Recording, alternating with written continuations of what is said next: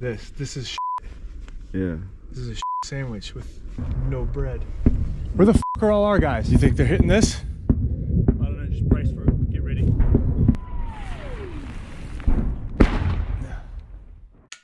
Oh man, what's going on? How's it going? What's up, dude? So what do we call you? Do we call you Tuc? Do we call you Smash? Please tell me I can call you Smash. You can call me whatever you like. On the internet, I've been going for the past year under the name of Tuc, but yeah, my actual name would be Kraig French. Kraig French. Where did Tuc come from? Tuc was a brand name that me and my friend that I served with in the Marines came up with. Tuc stands for the Unforgiven Children. Unforgiven Children.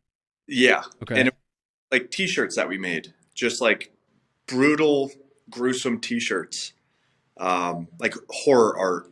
I'm gonna have to get with you offline. Are these still available? I'm asking for a me. So that were just for us. So we only made pairs. But it's something that's still like, yeah, we still have all the raw prints. I can cook you one up. I mean, I'd appreciate it. I've always told folks we have our own merch that I typically, make merch designs solely for me to wear it. Yeah. And if somebody ends up buying it, dope. Otherwise it's really just for me. Yeah, that's what it was.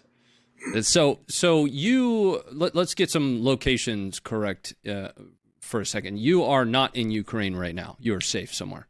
Yes, right now. I came back stateside about 3 days ago. 3 days ago. Yes. Okay. Wow. Yeah. So that's actually news to me. I was under the impression you were in Ukraine, which is going to be, the bulk of our conversation. But we'll get to that when we get to it.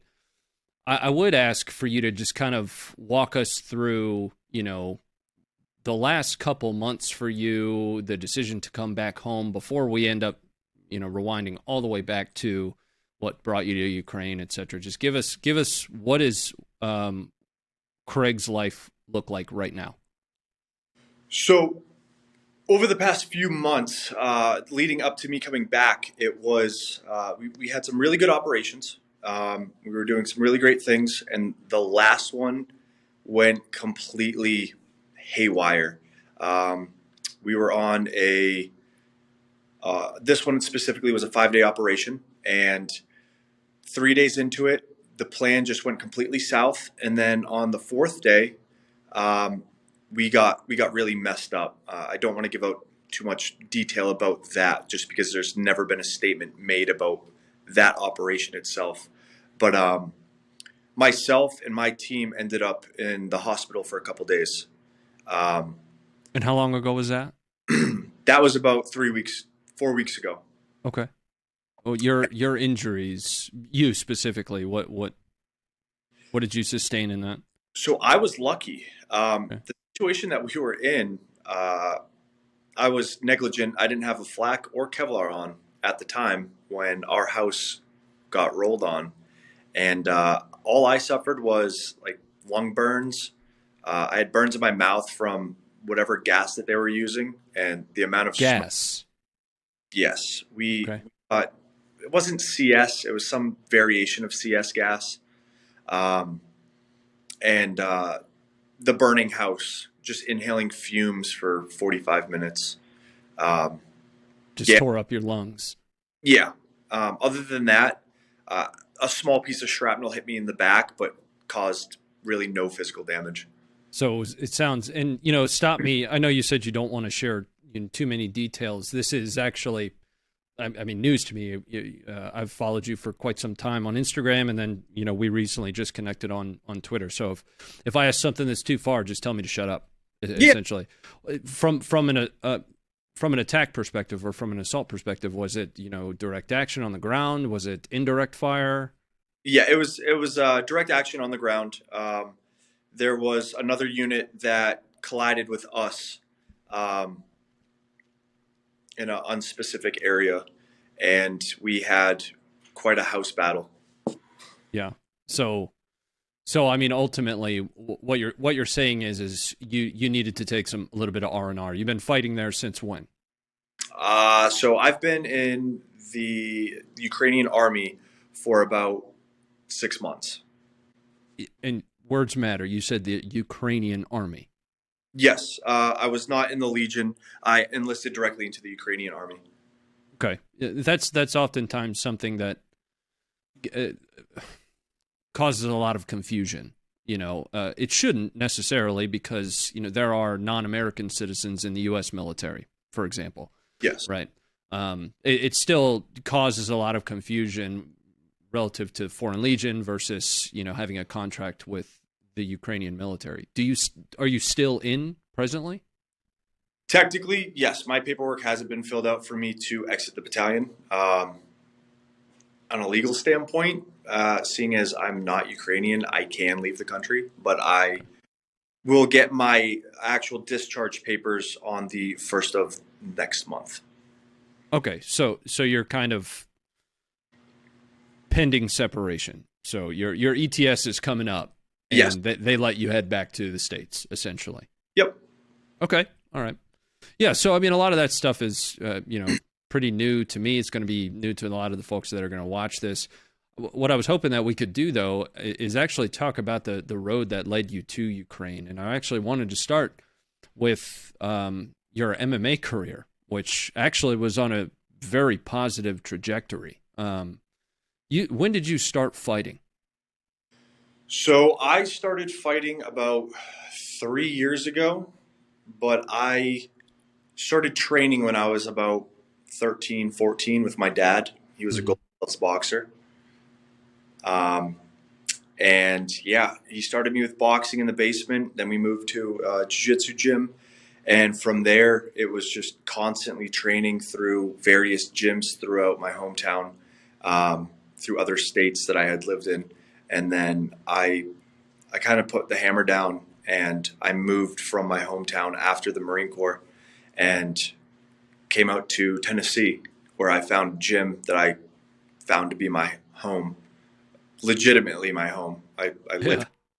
And they were the first people that were like, yeah, I mean, if you really want to fight, then start training with us, and we'll see what you can do, and we'll start getting you some fights. And that's just... And that started your first amateur fight, at least recorded, was what, 2021, late 2021, something like that? Yes. And that was your only recorded loss, if I'm not mistaken. Yep. So something that's interesting, and I'm sure you're aware of this. I don't know. Do you still keep up with like the Tennessee amateur fighter rankings, things like that? A bit. I like to see who currently holds my belt. So your last fight was against a gentleman by the name of Justin Jamar in April of 2022. You took him down with a rear naked choke. First of all, you are currently ranked as number 4 in Tennessee for lightweight. He is ranked number 1, and you beat him. Yes. So I never understood the rankings. Yeah, it's kind of weird, but I could actually only assume that that's because he has continued to fight. You have been a little bit busy, so that's kind of where I was hoping for us to head to next. So April 2022 was that fight against Justin. Yeah. That's a few months after Russia's initial invasion. Where was your headspace at leading up to your eventual decision to go to Ukraine, whether to fight or to support? With that, I watched the invasion, and I had talked to a few friends, one specifically, we call him LC, that I served with in the Marine Corps as well, who I live with at Agogi. And he's been my training partner since I started here. And it was one of those things like, when Syria kicked off, like, do we get involved or do we not? And this was something that we kind of didn't hesitate on. We just decided that we were going to get involved and see what we could do to help. Our original goal was to go over and fight, but we were still kind of unaware of the process of getting to do so. And we made it planned to finish up these fights, win my title, and then we'll head straight on out and either get started in a support role or go directly into a military role. And what we found was in the beginning, we found ourselves in a support role, which was training their military until we were able to get into the actual military. Yeah, so that was if my research serves me correctly, I want to say it was Tactical Aid Group. Yep. Was that what you originally went into country? TCCC, combat casualty care, close quarters battle type training stuff. What were you training folks to do? Basics. I mean, basic infantry tactics. Everybody wanted to learn CQB, but I think a lot of people have a misunderstanding of how complex CQB really is. If we were teaching a week-long course, they always, we want to do the flashy stuff. And it's like, bro, in this 1 week that we have, you guys need to get the basics down. And so, yeah, we taught a little bit of CQB towards the end, gave them something fun to look forward to. But basic infantry tactics, just, movement under fire, suppressive fire, how to maneuver on the enemy, how to flank the enemy, how to set up a basic ambush in an L-shaped ambush. One thing that I wish we harped more on was trench warfare, but that was a situation that I wasn't comfortable teaching where, in Afghanistan, we never did trench warfare. So I wasn't going to teach people something that I wasn't familiar with myself. Trench warfare is something that, we talk about quite a bit, on the live show, because we see a ton of footage coming out of just showing how nasty trench warfare really is, and a lot of correlations get drawn with, like World War I, right? Something that, comes to mind for me, and I'd love to hear your thoughts on this, is, while yes, trench warfare does, bring you back to World War I in your head movies, one of the things that we have now is, precision weapon systems, though, these, drones, precision guided rockets and missiles that can hit inside of a 5-meter radius. That has to raise the hairs on the back of your neck, knowing that you are essentially in that trench from a safety perspective for small arms, but at any moment, precision weaponry just, ruins your day. Yes. Artillery itself, we're in a generation right now that hasn't witnessed much artillery or indirect fire in general. Sure, there's a little bit Syria, Afghanistan, Iraq, but not like it's used today. And then drones are just a whole nother breed of what the fuck.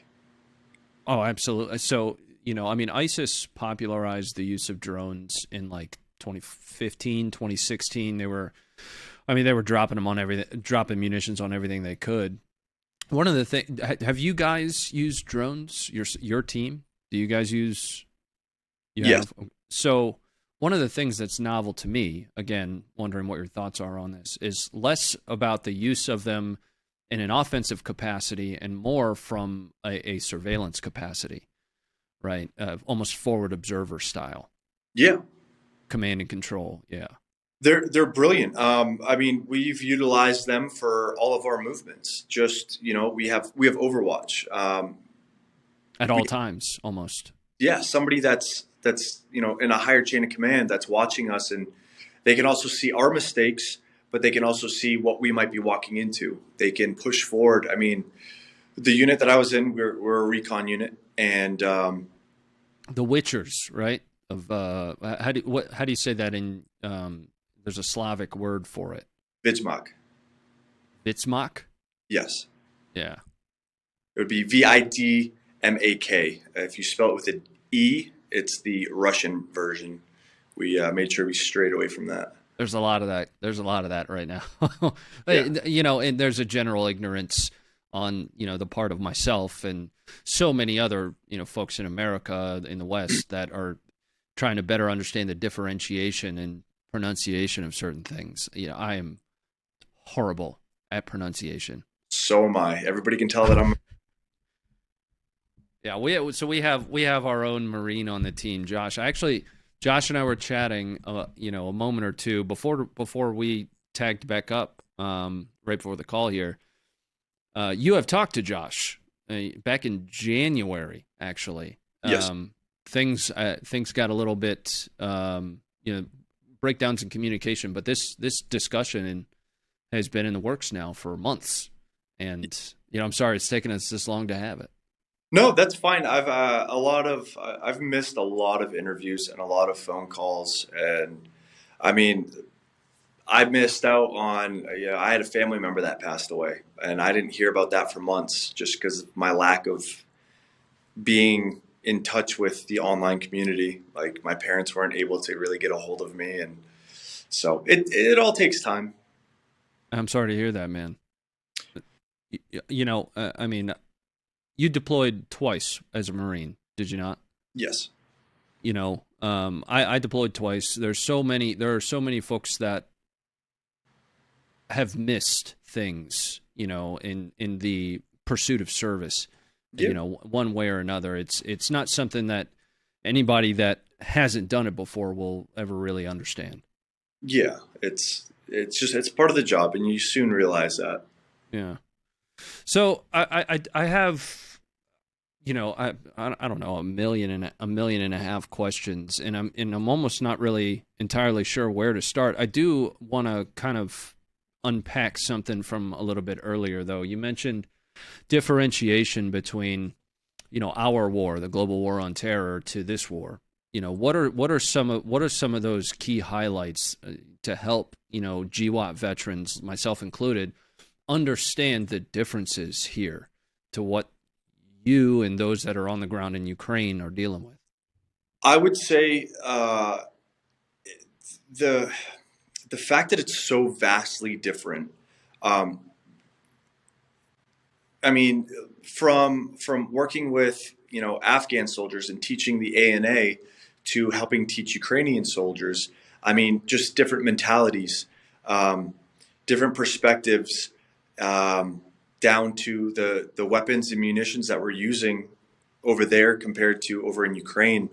And when you're in like an international unit or you have like an international team, it's not the same as working with like your Marine brothers or your Army brothers or Navy, Air Force, Coast Guard, whatever. Like it's you're working with people from completely different backgrounds, and some of that might not even be military or at least formal military. We have guys on our team that only served in Syria, and we have guys that served in the British military, the New Zealand or Australian military. We have one guy that was, to say the least, Albanian mafia, like never. And you're putting all these different perspectives together into one goal, which is to win. And it's I would say going over there, I had the expectations to have no expectations out of anybody or anything I was getting into. Everybody says like, "Oh, I'm tough," or "I'm mentally like I'm good. I can handle this." And there's a vast turning point as soon as you get on the front lines of, do you really think you can handle artillery? Because there's absolutely nothing you can do about it. And people got really used to sending the hate down range and not receiving it. And this is a war where you're going to receive just as much, if not more, right back in your face. So it's a whole different breed. The artillery one's profound. I mean, you can look at it from the lens that the majority of us have, myself included, a video. Another artillery video that hit Twitter, another artillery video, Russian artillery, Ukrainian artillery. But what you can't really connect yourself to is you're still in like this two-dimensional space.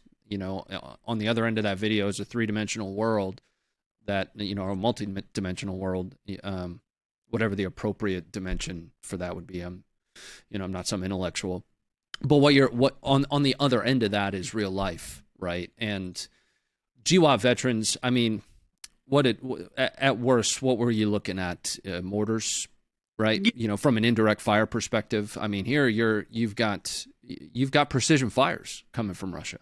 Yeah, and even if it's just completely indirect fire with, random artillery and mortar munitions, it's It's bombardment. It's not one or two pop shots. It's not just they sent one because they had an extra one. It's Mhm. they have gun lines lined up with targets zeroed in, and I mean you're getting completely bombarded. There were times that we were moving on recon patrols, and just grad was crashing all around us, and it feels like the whole world's shaking. It wasn't precision, but it was everywhere. And I think that you really have to be there to understand what kind of helplessness you have to go through, because there's nothing you can do besides get down, and it might be your time or it might not be. Yeah, the grad is something that I'm blessed to have not be on the receiving end of, even though it's kind of an antiquated, from like a precision perspective Yeah, system. It's blank. It absolutely blankets a very large swath of any area in Hellfire. it, there's been multiple occasions where we've taken grad, and when you're right in the middle of it, and it's just like what do you do? And it's like, oh well, get down on the ground and just hope it doesn't hit you. just kind of accept that, if you Yeah, will. yeah, you have to just get over it, and some people can't handle that. Sure. Another one, and the differentiation between, it's important to note this because words matter. The differentiation isn't necessarily to detract from mortar fire in the global war on terror, because I mean I have friends that were hit by mortars. Yeah, Oh yeah, our hard stand was hit by mortars all the time. I had pretty cushy deployments. I'm not afraid to admit that. I was lucky. So it's not necessarily to detract from the challenges that we had, during the global war on terror. What it does, though, is help you differentiate. Help you understand that this is different. exactly. I mean, yeah, I would never want to take away from anything that anybody's ever done, whether it be a single deployment to multiple deployments to a conflict. I mean, everybody's done their part, and it's all respectable. Whether you fired your weapon downrange or not, you signed up for a job and you fulfilled your duty, and that's truly what matters. Um, but yeah, but there has to be that understanding that they are different wars. Um, these aren't insurgents. Some of them are trained military. Some of them are conscripts. Um, I think people have a misconception about a lot of the Russians being, oh, they're all dumb. Oh, they don't have night vision capability. Oh, they don't have this and they don't have that. And then you're getting rolled up on, and it's like, oh, they do have this, and it's like it's too late. It's too late to realize that. So another from an observation perspective, we actually sent, just to kind of set the stage for this, we sent one of our team members to Ukraine August of last year, and he went with the Global Surgical and Medical Support Group. Their head recently wrote a paper about a lot of the challenges from a medicine perspective when it comes to a near or peer conflict like we have now, war, to the global war on terror. Have you guys run into problems from like a medevac, CASEVAC perspective? Not having a bird on call almost at any time like you would theoretically in global war on terror. Yes. One, they target all medical vehicles. It doesn't matter how big your big Red Cross is. The bigger it is, the bigger of a target you are. They don't care. Most of the time, they're vehicles, and most of the time, these are like these hospitals just aren't equipped with the necessary. You're not flying into Bagram Air Base. You're not flying into Germany or wherever to get taken care of, where they can perform surgery on you immediately. You're getting put into the first echelon of a hospital, and hoping that that's where they try to really stop the bleeding and get you to another echelon of care. Obviously, with a lot of the NATO guys, my job would be to get the tourniquet on, completely stop the bleeding, prolong life until you can get to the hospital. But understanding that hospital isn't going to be the hospital that saves him. That's just another echelon, and then he will be transferred to a much better equipped hospital. It's almost like a next level triage, if you will, right? Yeah. Yes, and it's it's still on the front lines. It's a lot of these hospitals, so that they're targeted as well. You're not safe, and by the time you get to another hospital that you need to get to, I mean, it could be hours. It could be the next day. Yeah, you're not getting to a hospital very quick.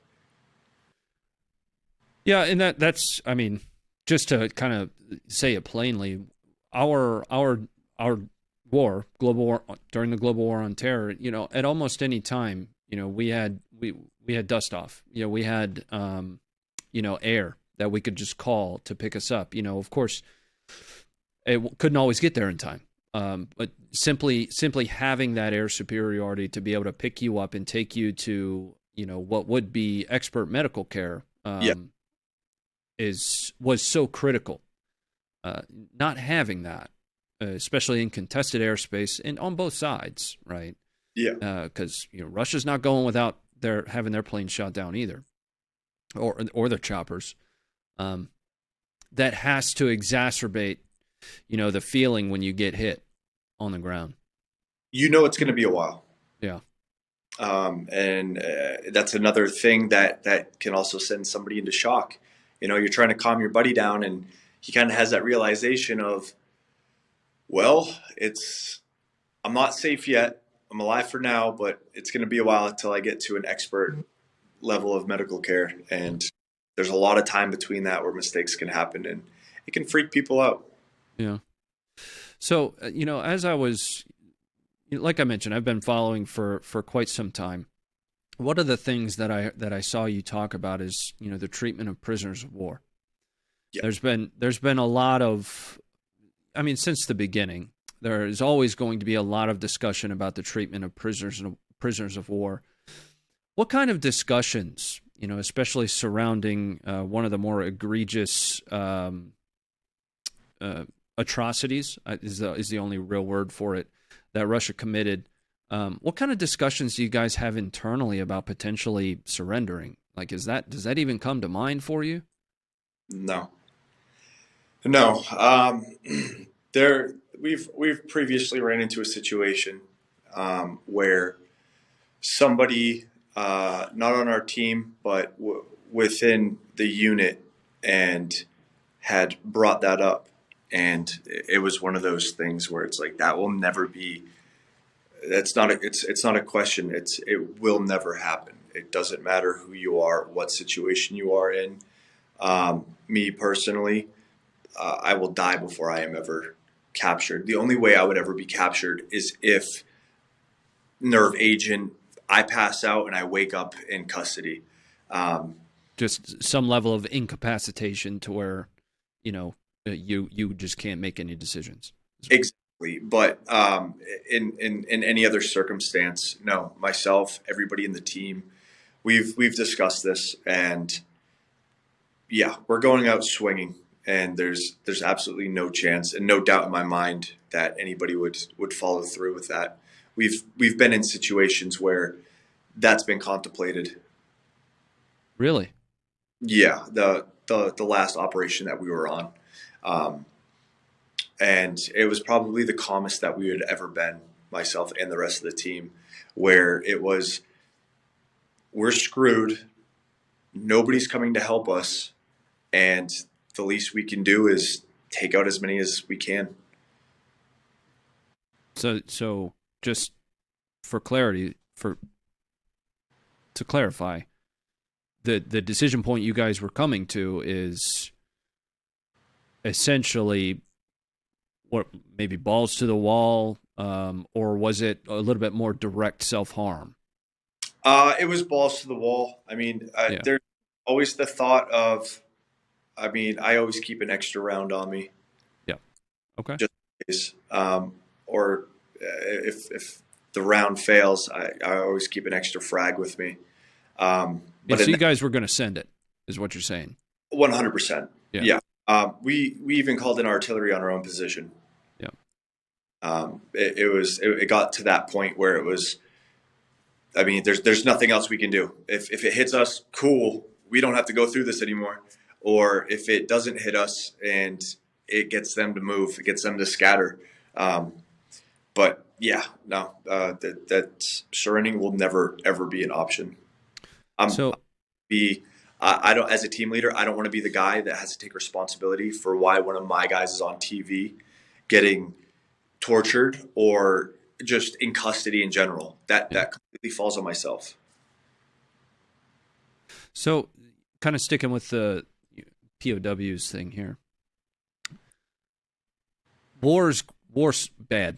We make a living trying to help people truly understand that, and things happen in war that can't truly be understood unless you were there. And one of the things that has been talked about quite a bit that doesn't really make its way into the media are atrocities from both directions. Yeah, There have been numerous claims and to a certain extent video showing in certain circumstances, Ukrainian soldiers committing atrocities on Russians. Does that make its way to you guys? Have you experienced any of that before? no. With us being I'm a very private person. The fact that I'm even in the States right now, there's only a handful of people that know anything about that, and they don't know when I'm going to leave. And one day we'll have another talk, and you'll be like, "Oh, you're back in Ukraine," and it's like, "Yeah, I've been here for months." I like to keep everything on the low.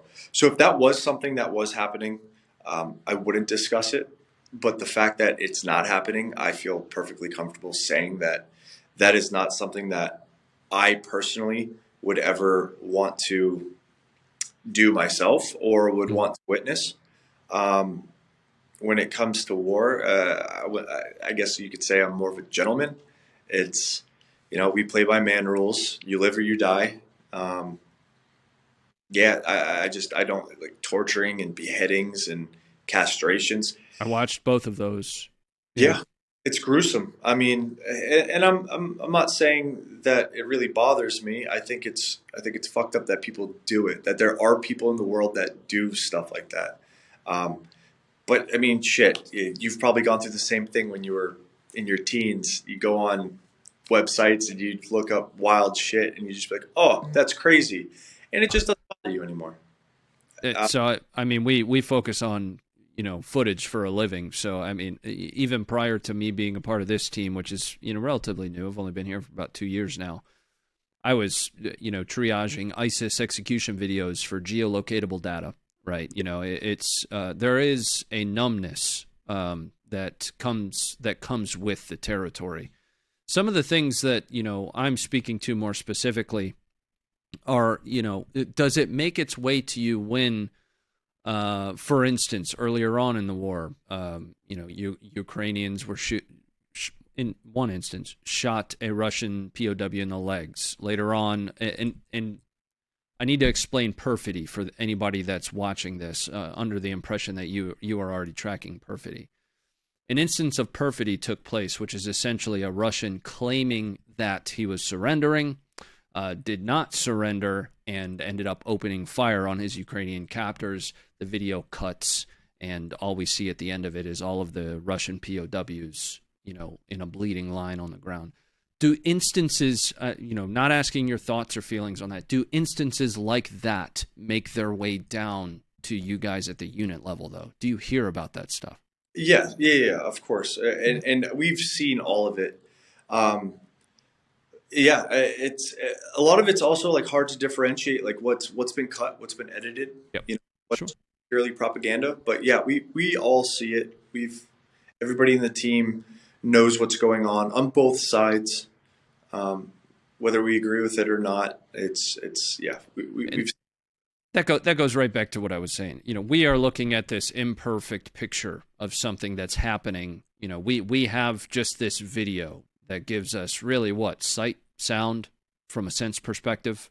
It is extremely difficult to truly understand. Especially, we'll go back to the instance of perfidy. Perfidy itself is actually a war crime because it leads to things like that. yeah. But we'll go back to that for a moment. There is that weird cut in the video, right? How exactly that was edited. There's always going to be a lot of questions, and that's why I framed it the way I did. Is do those things make their way down to the unit level, or is there some level of a almost shut up and do your job is kind of where I'm going. Yeah, I mean, it is. So we don't participate in anything like that, and our unit will never make us participate in anything like that. But at the same time, like, yeah, there's a pretty good rule of what we say goes, and if we say no prisoners, that means no prisoners. So that's something that I've talked about before as well. What you end up with right now is you end up with the most documented on video war in history. Yes. One of the way that I've framed it before is these things that are happening should be shocking, but it should not shock you, because this is the horror that comes with war, is the decisions that you have to make on the ground that, from our perspective, we cannot fathom unless you are there on the ground. Yeah, and these videos do, when they get cut and edited and sorted out, like some of the videos that I've done, it doesn't show us leading up to what led to grad. It doesn't show us leading up to after grad or getting hit by artillery or, anything like that. It's just like a quick in the moment, and people watch it and they go, oh, wow, that's cool, or that's scary, or that sucks. And, they can't get into those shoes. But I mean, yeah, being there, you really just, it's hard to explain to somebody, unless it's somebody like yourself that knows what is going on and know how war is. For the average viewer, it's just a video on the internet, like 1,000 other videos. So I've got one more kind of difficult minefield for us to get through, and then I've got some questions that are going to have to do with children's juice, but we'll get there. We'll get there. And that's good. So I did my research. But just to kind of keep us on track here. One of the biggest, let me explain my background to you. You might not be familiar with my background. I'm an information operations guy. So I did military deception. I deployed with Special Operations Command to, essentially help, drive information warfare for us. So some of the things that I'm, pretty quick to spot are thematic narratives, things that are purposefully being propagated, if you will, in all directions. Let's just put it that way. One of the ones that continues to be a challenge to wade through, and understanding that the best propaganda is rooted in some level of truth, is corruption. Now, once upon a time, and I've talked about this before on our live show, there was an Ernst & Young report that categorized Ukraine as the third most corrupt country in the world. There are some problems with how that report was put together in my mind. And to bring it home to you, you have said before, you are not a politician, you're a soldier. And this is why this question is so important to those folks that are going to be watching this, because we don't want a politician's perspective. Have you experienced any kind of, localized on the ground corruption? We've had others that are in Ukraine that, have kind of acknowledged that it's a challenge, that it's a problem. Has that happened in around your AO whatsoever? I personally, and nobody in my group has personally witnessed any sort of corruption. We know that it's a thing in Ukraine, but not something that we've witnessed ourselves. But then again, I think people fail to understand name one government, any government, but just one that doesn't have some sort of corruption. Corruption is a scale, not a yes or a no. That's what I've continued to try and help people understand is you can pick any government in the world and you can find them on the scale of corruption. And it's also because corruption is a perception, right? Yes. So do you perceive something to be corrupt or not corrupt? Corruption is not a yes or a no. It is a scale, and it is a perception. Yeah. the reason I really wanted us to just chat about that, it's something that matters, especially to the American public, very much relative to the arms and funding that's being provided, because there's a lot of it. But then you have stories that are coming out, and I haven't, please take this with a grain of salt. I haven't done enough research on this specifically. You have stories of organizations like Ripley's Heroes. You have stories of the individual James Vasquez that there are, at least at the very minimum, questions of donated gear, donated funds that go missing. That's why I framed that question the way I did. So people look at Ukraine as like the Ukrainian government is the most corrupt thing ever. And the corruption that I have witnessed wasn't from Ukrainians. It was from foreigners coming to the country. I've noticed that what we like to call screamers, they show up for 3 months or 2 months or 1 month. Did you say screamers? Yeah, they're screamers. Okay, go ahead. They show up for a couple just so they can say that they've been there, they've done that, so they can go home, they can write a book, and then tell their friends all these cool stories of how they survived war. And in reality, what they did was they made $40,000 in 3 months off of donations that could have gone to actual soldiers that are walking around with paper-like plate carriers. And, those are the biggest scammers of them all. I went out to Ukraine, I set a couple mines, I went back home, and now I'm telling all these cool war stories like I'm the hero. And the thing is none of us foreigners are the heroes. We're volunteering. We have an option. We have a choice to go into harm's way. And the people of Ukraine are the guys that don't have the choice and that are fighting tooth and nail for what they truly believe in and for their country. The biggest scammers are the foreigners that come out here and they make thousands of dollars. I started a GoFundMe before I came out here to help fund, my journey into Ukraine. And then when I joined the military, I was being paid. So I stopped pushing my GoFundMe. I didn't need to make an extra $3,000 a month so I could go eat steaks every day. Why? Because my paycheck from the Ukrainian army isn't a lot, but Ukraine is cheap and I could still, if I wanted to, go buy steaks every day. I don't need to save up for a G-Wagon. I don't need to save up for all this fancy equipment. I have what I need to do my job. I have a paycheck that's paying my bills. So I kept my GoFundMe going, but I never pushed it. The only thing that I ever pushed for a fundraiser was like the team funds, which pay for fuel, vehicle repairs, which are constant. A new generator we ended up purchasing. At the same time, we were donated another generator. When it comes to James, that's a subject that I've veered very far away from. There was a picture where I did meet up with James. He did donate a scope that I requested. When I first got out to the unit, I realized what we needed. I made a post about what we needed. I wasn't asking for money. And James was one of the guys. Maybe he saw me as an opportunity as a growing public figure in Ukraine.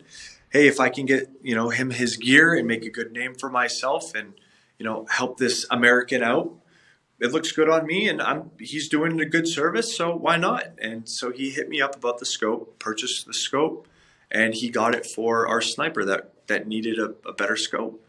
And as for, and I vouched for him because in that instance, he followed through with what he was going to do and there was never any issue.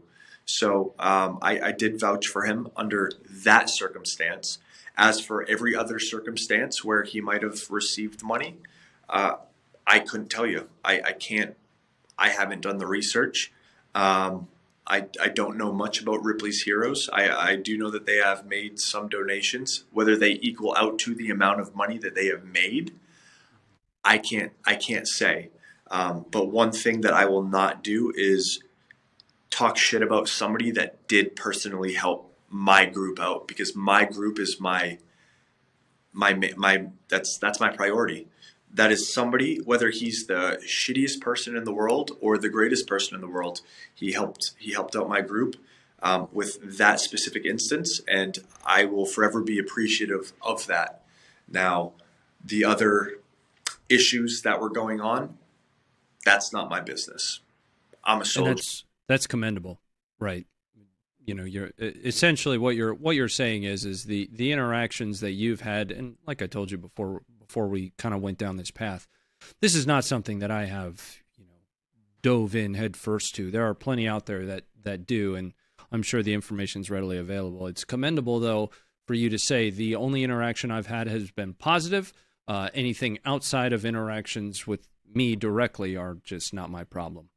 Yeah, I mean, I hate to say that. It sounds kind of shitty to like the people that did donate and that feel like they got scammed, or know that they got scammed, or whatever the case is.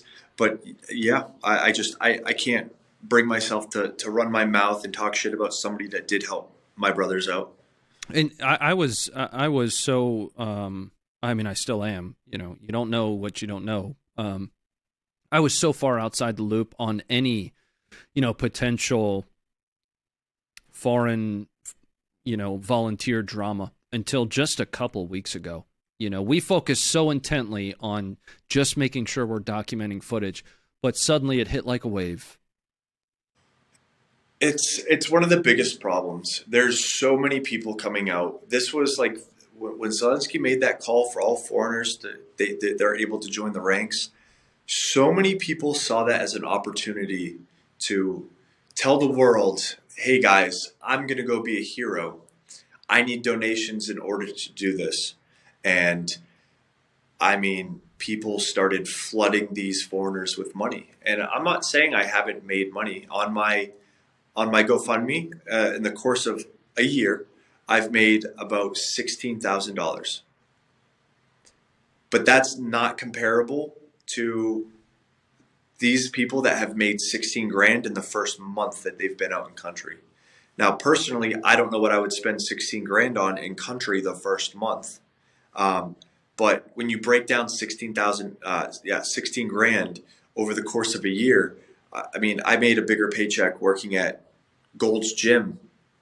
Yeah, that's where my brain was, is that's, you know, quite honestly well below the average American salary. Yeah, so and I never begged for money, and you know, I've always had enough just to get by. And then recently, after my equipment got destroyed, I took it off my profile. I told people to do not donate to me, donate to the team funds. The funds that you guys have donated to me are currently being spent because I have collected enough funds to repurchase new equipment. I'm not going to make a post, hey guys, I need to raise another 5 grand so I can collect all this equipment. No. You guys have already donated over the past month, 2 months, a vast amount of money that I can now take and have a good use for.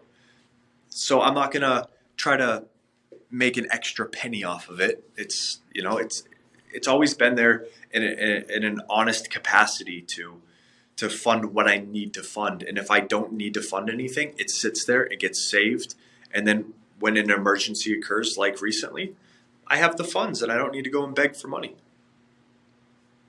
But is there somewhere that you have out there for those that, you know, without you asking, if they do feel as though they, you know, would like to be generous and support you and what you're doing, under the assumption, you kind of mentioned it fleetingly earlier, that you will be headed back to Ukraine, is there somewhere where people can go to support you?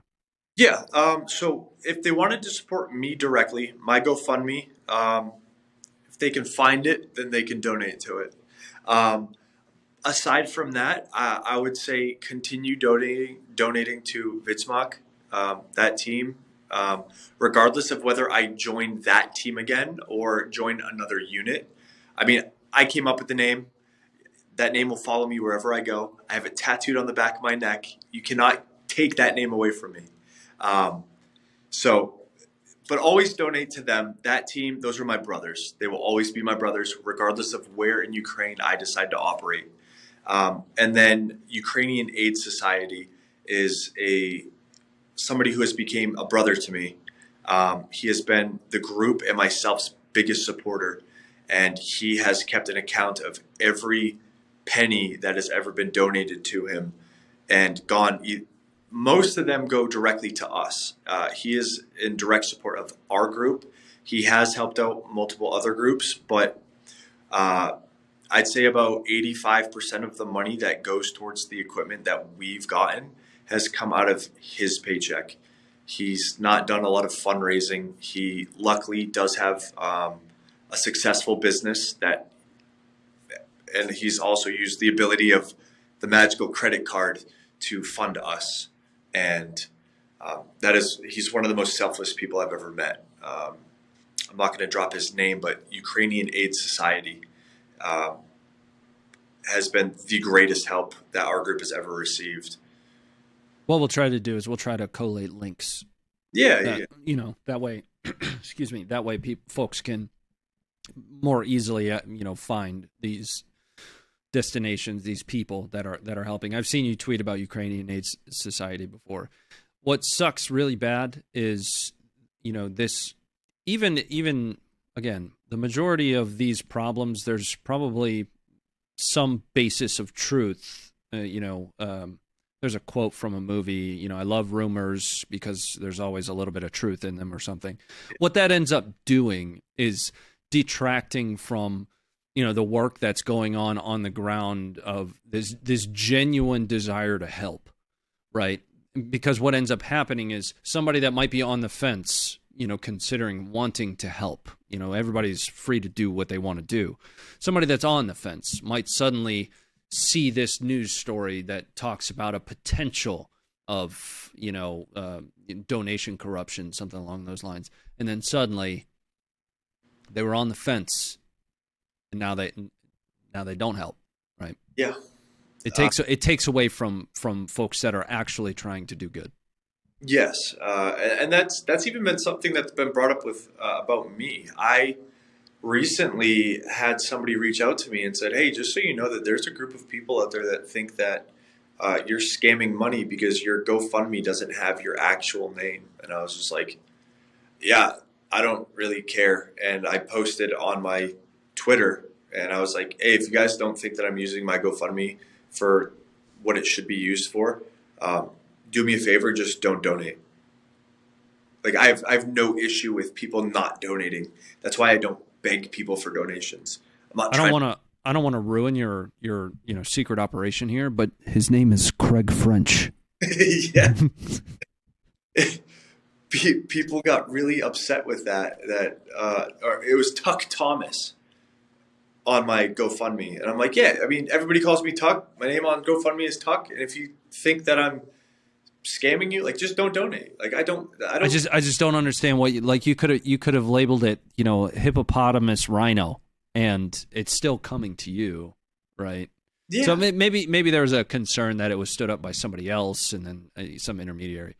Yeah, yes, man. Understandable, but again, like I never went out to Ukraine to become some big name. That's also why I don't care to use my actual name, because my name is irrelevant. I'm just a dude doing my job. Just a dude doing my job. Well, I need to shift what we're talking about here for a second, because there's one thing that has stuck out to me just across every social, across every post. What the fuck is going on with the Capri Suns, boss? Excuse my language, everybody, boss, but what is that? I don't know why people like made a big deal out of it. I was like at the range and I had a Capri Sun and I thought it was funny because it was like fairy drink. And I was like, oh, that's girly as shit. And I'm Tuc Smash, so I do what I want. And I put it in my radio pouch. And I take a single video of like me sipping on a Capri Sun. Like I keep that thing on me. And I saw that one. Everybody lost their shit. And they're like, dude, Tuc drinks Capri Sun and like that's his favorite drink. They need to sponsor him. And like in reality, like, yeah, it's a decent drink. I mean, I don't really give a shit. I thought it was funny. Carrying a machine gun and having a pink fairy drink is, people try to make me out to be like this tough badass dude, MMA, carries guns, goes to war, blah, blah, blah. And I'm sipping on like fairy drink. And it's just like, bro, I'm just a guy. I just do funny shit. The one that actually got me like was the birthday wish for how do you say it? Is it Macer? Macer. The birthday wish for Macer, and I'm gonna stop us here for a second on the edit, and I'm just gonna roll it. So, just wanted to wish Macer a happy birthday. I got you a gift, so when you're asleep tonight, I'm gonna chuck it in your room, and it'll be a little surprise. And now everybody should be back from me rolling that. A little bit of pee came out on that one. Because the grenade just came up for a second, like, whatever, it's coming. I don't know. Sometimes you get bored, and it's just like, oh, yeah. Maybe if I frag the entire house, like, things will be more exciting.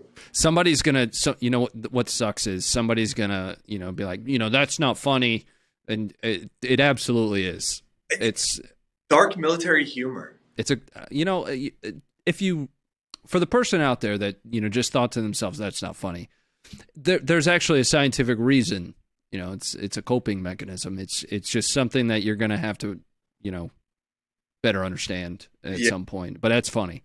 Yeah, I got a lot of people's reactions for that one, and I was like, well, glad people don't think that I'm just like this satanic demon that wants to like murder my friends. Well, we opened it up talking about these T-shirts that apparently really gross, horrible T-shirts. So we're not really helping. No, I mean, we all got a dark side. Yeah, well, I mean, again, it's actually there have been a lot of studies, done on dark humor and it being used as a, like I mentioned, coping mechanism. And you'll find it in any hard profession, anything that is there's risk to life limb. There is going to be some very, off the wall humor that you're going to hear from it. Yeah, and the best place to find that is like with the boys. That's why it's so much easier. Just like I live with LC because that's my brother. We served in the Marine Corps. He was out in Ukraine with me, and I don't have anybody else judging me with like the wild shit that comes out of my mouth, and I don't judge him for the wild shit that comes out of his mouth. The worst part is with all the wild stuff that comes out of our mouth, we live in an armory. There's a lot of guns. You live in an armory? Yeah, we live in an armory. I like guns. Yeah. That sounds awesome, man. Oh, it's the life. It's part of the MMA gym. So like we have full access 24 hours a day, 365 days out of the year to use guns. I mean, I could wake up in the middle of the night tonight and be like, I want to shoot this one. And LC will be like, yeah, dude, let's go blast them. So it's an MMA gym, and it's an armory, and there's beds there. Yeah, for me and him. Yeah, one other guy that's a professional. He fights in the UFC now. He lives on the other side. No, it's not. It actually sounds kind of, I mean, way better than, first of all, not a bed. I'm sure you're appreciating having somewhere to kick your feet up and lay your head back and not have to worry about much. I won't say nothing. It's man cave situation you could ever live in. I would actually love to see what an MMA gym armory looks like. I'll take you around. I'll send you some videos. Hell yeah, I'm into it. Yeah. So, I don't, like I told you when we first started this was never meant to be, and these are never supposed to be like interviews, if you will. They're supposed to kind of break beyond the CNN sit down, 10 question, sit upright in your chair kind of stuff. If we could clink a beer during these, that would theoretically be ideal. Yeah. But what's next for you? You know, like, what are you doing? Right now, I'm trying to keep myself in good shape. That's something that I've always harped on, is just being the best version of yourself. Even if you're a complete piece of shit, you can be a good piece of shit. Like, you can always improve something. And fitness has always been one of those things that translates either from MMA or combat. If you're not in good shape, you're at a higher risk. So yeah, relaxing, recovering. I still have, my ears have been on fire the past 3 weeks, and then my head is just ringing from the last little conflict that we got into. So Conflict is a gentle word to use there. from the little tiff Scuffle. Got to do a little scuffle. we had a little bit of a brawl. And so, yeah, recovery, replacing all the equipment that was destroyed, and then just trying to get into better shape. So when I show back up, I can perform better. I still study every day when it comes to language, going over tactics. There's work that can be done here in the States that kind of coincide with combat. What works specifically? Training at the range, marksmanship. This is a great place to improve on marksmanship. One thing that I'm not too familiar with, people might be surprised, but pistols. I've never really shot pistols growing up, and it wasn't until LC started helping me with pistols that I started getting into it. I was always a M16, M4, or an AR platform. Yeah, the margin of error with pistol is much higher. Yeah. It's much easier to screw up trying to hit something with a pistol than it is with a rifle. Yeah. So, I mean, that's been one thing that we've been practicing a lot lately. Tactics. I mean, because he'll be coming back out to Ukraine with me as well. So we're very much on the same page, learning new hand and arm signals that we need to incorporate, words that we need to better understand and be able to enunciate correctly when it comes to Ukrainians and giving direction. So, I mean, just improving. So you mentioned it earlier when we started, and I'm kind of just, nobody said I was smart. I'm kind of just piecing this together. You said you're receiving separation paperwork at some point. Yep. But there is an intent for you to go back. Is the intent for you to go back in a potentially different capacity, or?